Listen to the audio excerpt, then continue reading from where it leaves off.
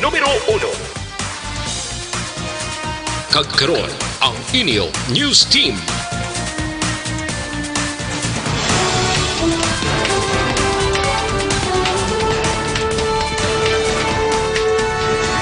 Sa ato nga pangunang nga mga pangulong dinalan sa mga balita lokal, duha ka tuig nga bata patay matapos nalapakan sang truck nga kargado sang kinahang nga soft drinks. 166,000 pesos nga bilisang shabu na recover sa bypass operation, suspect na kapalagyo. Sa balita nasyonal, kadamuon sang kumpirmado nga kaso sang COVID-19 sa Pilipinas, nagdangat na sa 24. Duha ka mga kritikal nga pulis nga nalakip sa paghugpas ang chopper nakitaan sang improvement. Maayong aga Bacolod, nagagabilog gabahin sang Western Visayas. Karon nga adlaw Martes, Marso 10, 2020. Ang inyong news team, Aksyon, Dorel, Cabatu. Aksyon Boy Duran, ang mga balita lokal pagkatapos naman sa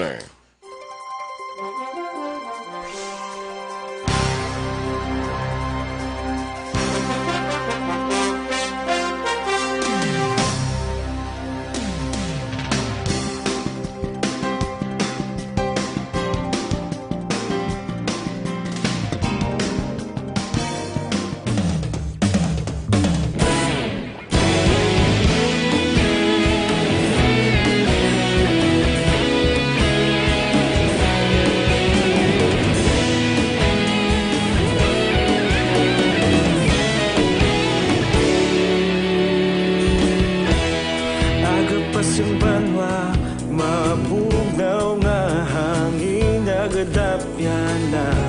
Ikaw nang ginapamatian namon ginasandigan. Tingog sang probinsya, kamatuuran ginapalap na. Minsay nga may dala, paglaom kag kasanat. Tinuig na nagligan, ikaw gihapon ang ako nga istasyon. Sa pagbudlak sang adlaw, sa pagtuhaw sang biton. Mga balita ang dala inspirasyon. Aksyon radyo, Bacolod man sa gihapon. Padayon Aksyon radyo, Bacolod saludo sa imo. Padayon Aksyon radyo, salamat isa pa serbisyo. Patas kag balanse, matuod nga mensahe, wala sang ginadampingan. Padayon Aksyon radyo.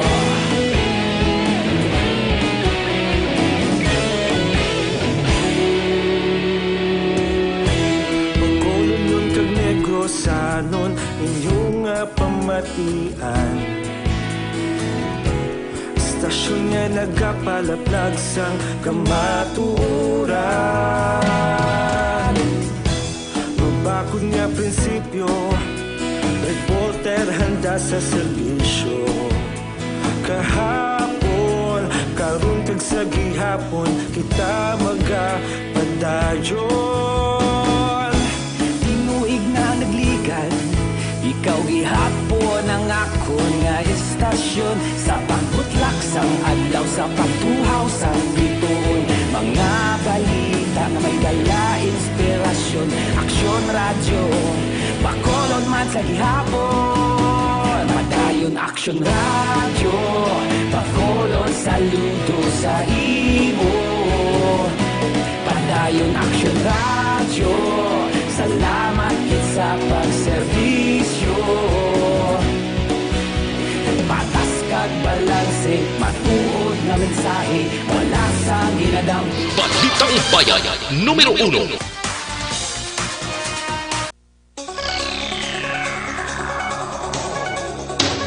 Aksyon Radio, Philippine Standard Time, 7 minutos na nagaligad sa tak na ang alas 6. Detalye na sa aton mga balita lokal.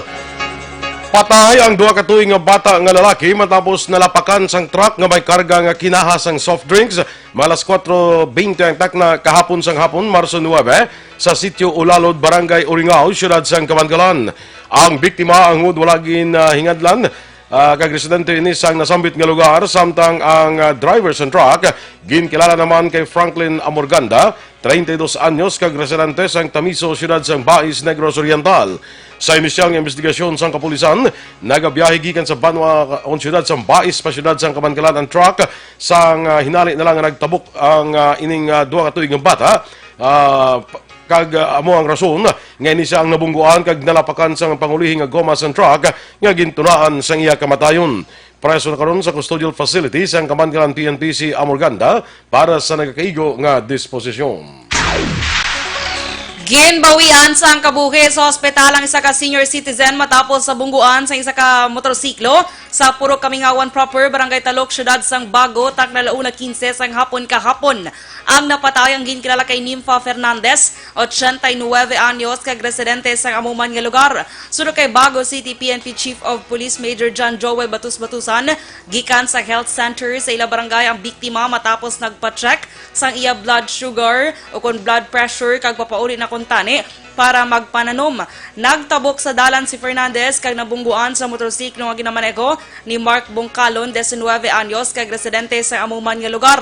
Nakaangkon sang pila sa tiil kag ulo si Fernandez, samtang gasgas sa guya kag kamot naman ang naagom ni Bongcalon. Si Fernandez ang gindala pa sa Corazon Locsin, Montelibano Memorial Regional Hospital, apang takna 5:30 sang hapon sang napabalo ang pamilya nga ang biktima ang ginbawian na sang kabuhi samtang ginabulong. Si Bongcalon naman ang padayon man ginabulong sa Bago City Health Center.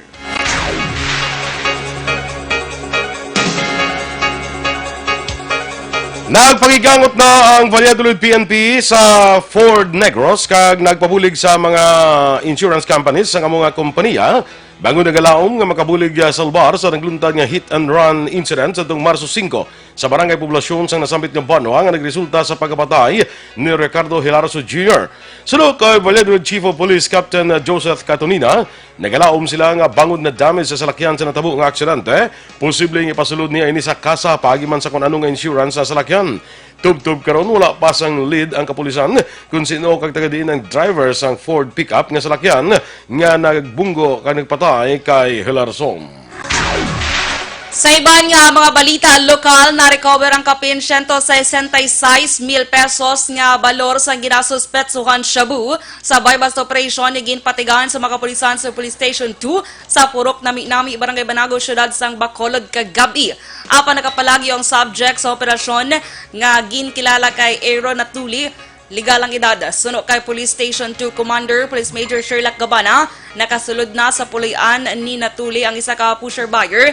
Apang sa nakaabot na mga kapulisan, gilayon nga nagtimbre ang utod sang subject, kagintiklod ang nagatransaksyon nga pulis. Tigayon nga nakapalagi ang subject pagi sa paglumpat sa baybay o ang duha kay iban pa nga nakasuyop sang illegal nga droga.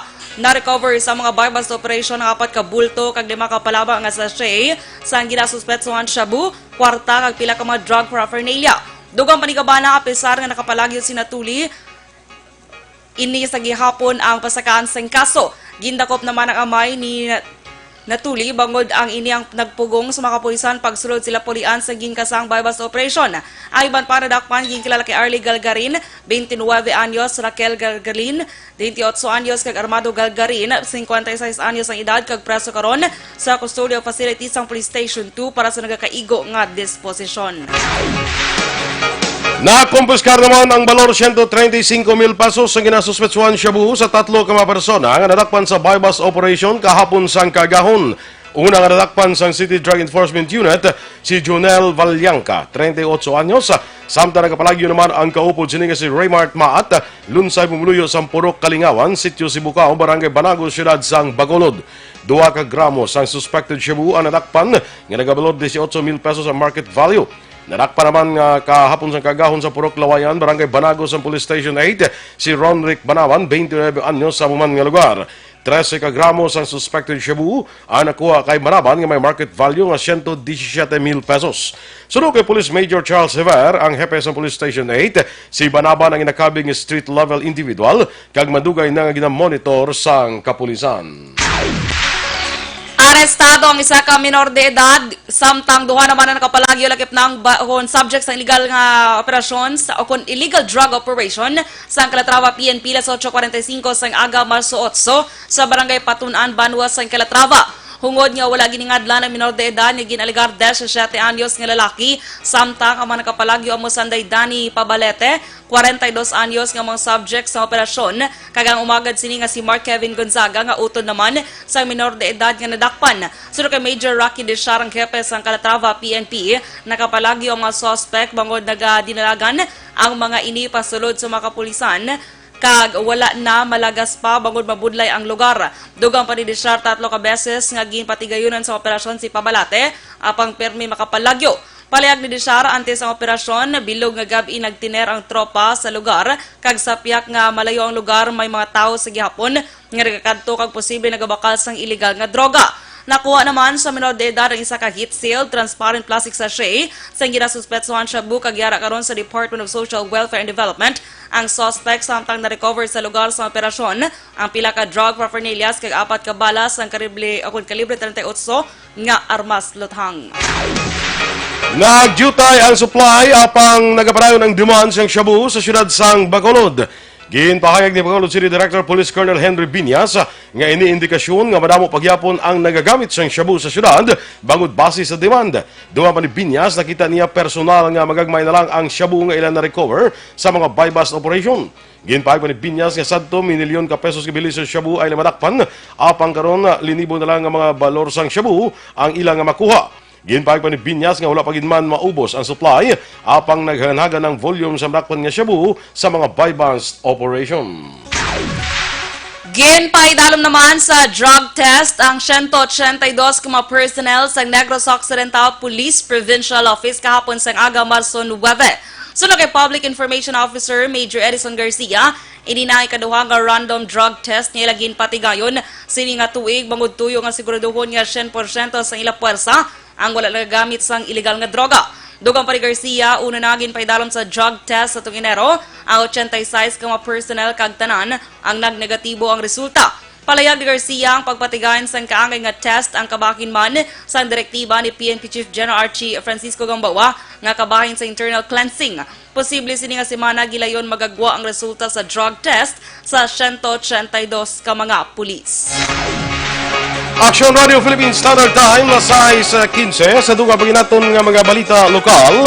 Nagpadulong na sa opisina sang Department of Agrarian Reform ang masobra 500 ka mga miyembro sang Task Force Mapalad agud mangayo sang sabat sa reklamo sa mga agrarian reform beneficiaries nga wala nakatalauma sang duta ang award sa ila sang gobyerno. Suno kay Maria Teresita Tarlac, chairperson sa Task Force Mapalad Negros, tuyo nila nga matagan ang isyu sa pila ka CLOA holders nga wala nakabenepisyo sa award nga duta sa ila tungod gwardyado sa mga Blue Guards samtang iba naman ginpasakaan sang kaso. Duha pa ni Tarlac nga ang ila pagpasimpalad nga makigdialogo sa opisina ni Provincial Agrarian Reform Officer Teresita Mabunay ay niagod nga matagan sa paglaom ang mga CLOA holders nga masolusyonan ang ila nga problema. Sa katapusan nga balita lokal, ginkalipay sa mga personnel sa Bureau of Fire Protection sa Negros Occidental kag siyudad sa Bacolod ang pagtalakay ni BFP Regional Director Senior Superintendent Roderick Aguto sa mga isyu kag concern nga ila sa karon ginapangatubang. Sunod kay Bacolod City Fire Marshal Chief Inspector Publio Plotenia nga sa sulod sa duha ka adlaw nga pagtiner ni Aguto, personal sini nga ginusisa ang mga ginpatukod nga talatapan sa probinsya kag Bacolod. Nagpasalamat si Plotenia kag si Provincial Fire Marshal Superintendent Pamela Rodjane Candido sa pagbisita ni Aguto kag pagsuporta sa mga ginahimo nila para sa pagpaayos sang serbisyo sang BFP sa mga pumuluyo. Aksyon Radio Philippines Standard Time, las 6:16 sa aton mga kaaksyon nga nagaproblema sa mga bukol nga nagatubo sa inyong lawas, sistema na kuntumor, hindi pagpadugaya, hindi pagpabayi para hindi na ina magmalignant. Maginom na sang Santon Plus Herbal Capsule. Suno sa mga eksperto, ang Santon Plus Herbal Capsule magatunaw sa mga breast cyst, myoma, bukol sa ovary, bukol sa baga, goiter, kag iban pa. Ginabuligan pa sa Santon Plus Herbal Capsule ang inyong lawas para nga hindi matubuan sa mga bukol, cyst, kag iban pa nga mga balatian. Santon Plus Herbal Capsule, garantisado, may alibyo. Mamakal sa mga butika, tag 12 pesos lang. Bisitahin man ang Alternative Medicine and Wellness Center sa may Dalan Hernais at tubalan sa gate sa Paglawom Sports Complex. Tabuk sinayara dira ang Alternative Medicine and Wellness Center. Pangitalang si Doc Ramel Uy para sa libre nga check-up. Kaya Santun Plus Herbal Capsule pwede na ma-deliver sa inyo balay pagi sa pag-order online sa www.kalusuganyan.ph o magbisita lang sa Kalusuganyan Facebook page.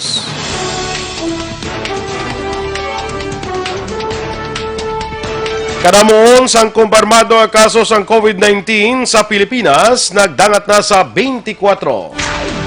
Samtang duha ka mga kritikal nga pulis nga nalakip sa magugpaan sang chopper, nakitaan na sang improvement.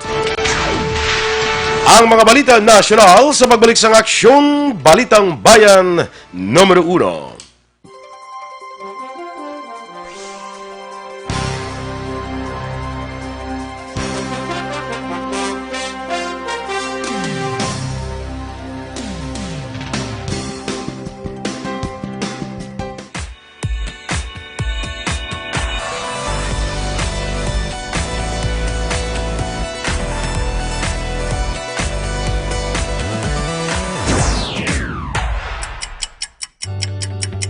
Yari ang mga programa nga inyo bantayan diri sa DYEZ Aksyon Radio Bacolod.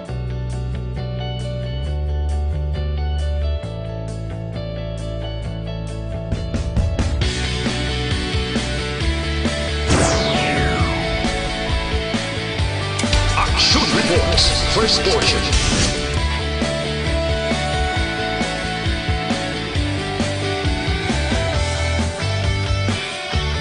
Aksyon Reports, second portion.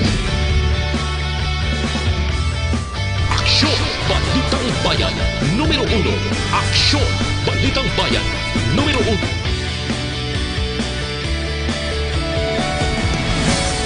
Aksyon Balita Morning Edition.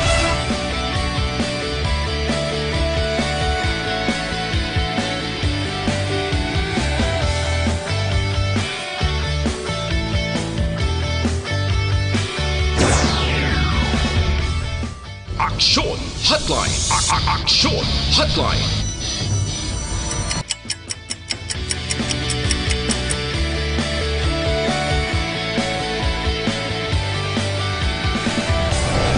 Aksyon Balita Banat Huling.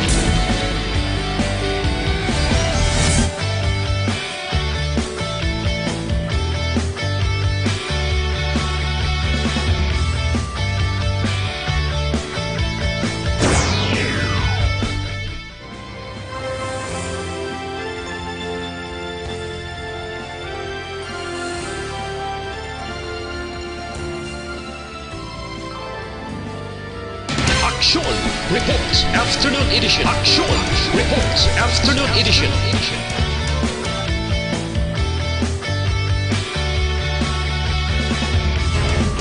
Aksyon Balita Evening Edition.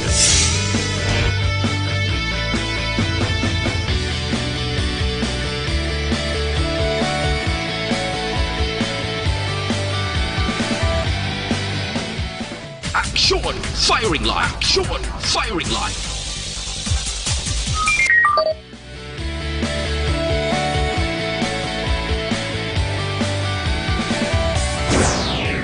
Attention all units. Attention all units. This is base control. Please proceed to Area 1 immediately.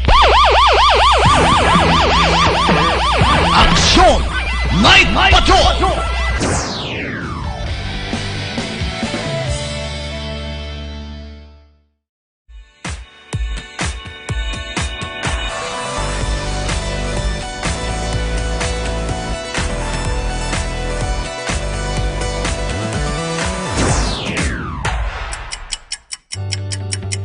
Yari ang mga programa nga inyo bantayan diri sa DYEZ Aksyon Radio Bacolod.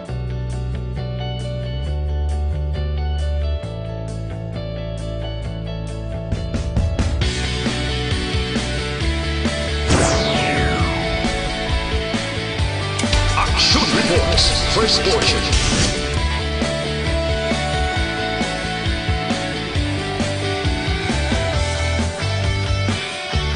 Aksyon reports. Second portion. Aksyon, Balitang Bayan. Numero 1. Aksyon, Balitang Bayan. Numero 1.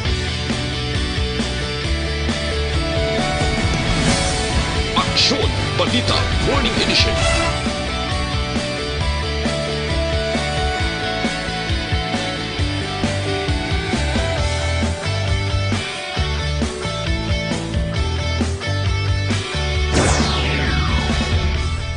Aksyon, Hotline. Aksyon, Hotline. Man nga pagpangape mga ka-aksyon, ang Santon Plus Coffee Mix aton nga ginarekomendar sa inyo. Kape ini nga hindi lang mo ma-enjoy. Ang aroma sang manamit nga kape, makabulig pa sa imo ikaayong lawas. Ang Santon Plus Coffee Mix, imo ini sa Santon, soya kag malunggay, kay iman pa nga medicinal herb. Nagabulig ini panubo sa aton nga bad cholesterol, nagatinlo pa sa colon na kontina, ilikaw kita sa colon cancer. So sa aton kape, Santon Plus Coffee Mix, may kape ka na, may bulong ka pa. Kag pwede na ma-order online sa www.kalusuganyan.ph o magbisita lang sa Kalusuganyan Facebook page. Aksyon, Balitang Bayan. Numero 1. Aksyon Radio Philippines Standard Time, las 6:23, detalye na sang mga balita nasyonal. Nadugangan pa ang kadamuon sa mga kumpirmado nga kaso sang coronavirus disease o COVID-19 sa pungsod. Sa press conference kagabi, mismo si Presidente Rodrigo Duterte ang nag-anunsyo nga apat pa ang nadugang sa COVID-19 nga kaso sa Pilipinas. Bangod rin naglambot na sa kabilugan nga 24 ang COVID-19 sa pungsod. Ginhimo sang presidente ang anunsyo matapos ang impetigan nga meeting kaupod ang pilay ka mga health officials. Una diri Lunes ang udto napulo pa lang ka kaso ang nadugang sa kadamuon sang kumpirmado nga COVID-19 sa pungsod. Pirmado na ni Presidente Rodrigo Duterte ang Proclamation No. 922 nga nagadeklara sa State of Public Health Emergency tungod sa coronavirus disease kung COVID-19. Ginpirmahan sa Presidente ang proclamation adlaw sang Domingo Marso 8. Sa pinakauli nga datos sa Department of Health na pulo na kakaso sa COVID-19 ang na-record sa pungsod kag sang uli 24 na. Ginpahayag Dr. Rabindra Abia Singhe, tiglawas ang World Health Organization sa Pilipinas nga may masobra 100,000 ka mga kaso na sa COVID-19 ang record sa masobra isa kagatos nga pungsod. Apang ginklaro ni Abia Singhe nga dako ang posibilidad nga makontrol ang virus nga hindi mangin global pandemic. Gindeklarar ni Presidente Rodrigo Duterte nga suspendido ang klase sa tanan nga level sa eskwelahan sa pribado man o kung sa pampubliko dito sa National Capital Region. Sa press conference sa Malacanang, ginpahayag sa Presidente nga magalawig ang suspensyon sang klase tubtob sa Marso 14. Suno kay Presidente Duterte nga tuyo sang suspensyon nga amo nga i-assess ang sitwasyon kag lantawon kun bala makabulig nga mapanubo ang kaso sang coronavirus disease 2019. Apang ginklaro sang Presidente nga sa pihak nga suspendido ang klase, mapilitan sa gyapon nga magtuon ang mga kabataan bangod ang mga barangay kapitan amo ang gintugyanan nga magmonitor samtang ang Philippine National Police amo naman ang enforcement team kung magakadto sa kada balay agud masiguro nga wala nagapabaya ang maginikanan sa pagtudlo sa kabataan sa sulod sang 5 ka adlaw. Samtang, base sa pinakaling record, may 24 na ang kaso ng COVID-19 sa Pilipinas.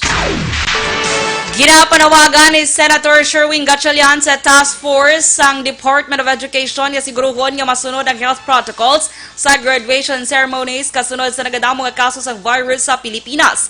Sunod sa Senador ang uli nga tikang sa World Health Organization sa pag-upgrade sa very high sa ilang nga global risk assessment base man sa kalasigon sa paglaptas ng virus na nagakaigo na nga basihan para ipasiguro sa DepEd nga masunod ang protocols sa mga moving up ka graduation ceremonies. Dugang pa ni Gatchalian nga tama ka importante nga makig-agot ang pamunuan sa eskwelahan sa local health authorities para sa risk assessment. Samtang nagpositibo ang duha ka mga Filipino dito sa Lebanon sa coronavirus disease 2019. Sa press briefing sa Malacanang, ginpahayag ni Foreign Affairs Assistant Secretary Ed Menias nga 4 ka Pinoy ang nagpositibo naman sa Hong Kong. Nagapabilin sa 3 ang kadamuon sa Pinoy nga nagpositibo sa virus sa Singapore, 2 sa United Arab Emirates. Sunod kay Menias, sa 80 ka Pinoy nga nagpositibo sa COVID-19 sa Japan, 40 na ang nakarecover. Sa sining nga 40, 21 na nakapauli sa Pilipinas, samtang 19 ang nagapaayo pa sa Japan kag ginapaabot nga papaulion man sa Pilipinas sa labing madali nga panahon. Sa kabilugan, 91 ka Pinoy ang nagpositibo sa COVID-19 sa nagkalain-lain nga mga pungsod. Ginaduso ni Quezon City Representative Precious Hipolito Castelo sa Kongreso nga ilibre sa pagbayad sa import duties kag local taxes ang face mask, sanitizers kag iban pa nga health products. Suno kay Castelo, kung ilibre sa buwis sa nasambit nga produkto, masiguro nagakaigo nga supply sang mga ini, stable nga presyo kag malikawan ang hoarding sa panahon sang krisis. Dugang pa ni Castelo nga kinahanglan nga may madamo sang health products sa merkado para mapunggan ang pagpamintaka sa pila ka negosyante kag magbaratong presyo sang produkto. Sa piyak na nakitaan ni Castelo nga makapanubo sa ginaganar sa gobyerno ang pag-exempt sa buwis sa health products sa pangginpahayag sa mamalida nga kabaylo naman sini amo ang kaluwasan sang publiko. Nagwa ang panawagan ni Castelo matapos i-rekomendar sa Department of Health nga magdeklara sa state of public emergency kasunod sang kaso nga local transmission sang COVID-19. Ginapanugya naman sa Tourism Promotions Board sa publiko labi na sa mga turista nga maghalong kung sa din man sila nga parte sa pungsod sa ila paglagaw sa tunga ini sang paandam sang coronavirus disease o kon COVID-19 nga may 24 na nga nagpositibo sa Pilipinas. Suno kay TPB COO Maria Antoinette Velasco Alionas, mas maayo nga sundon ang travel advisory ka mga health and safety protocols nga ginpagawa sa Department of Tourism kag iban pang natungdan nga ahensya sa gobyerno.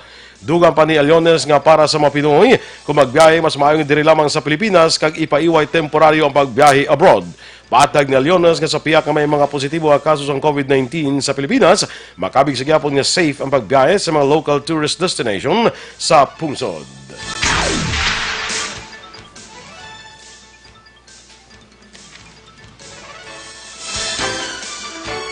Epektibo, subong adlaw, suspendido na ang voter registration sa Commission on Election kasunod sa pagsaka sa kaso ng coronavirus disease sa pungsod.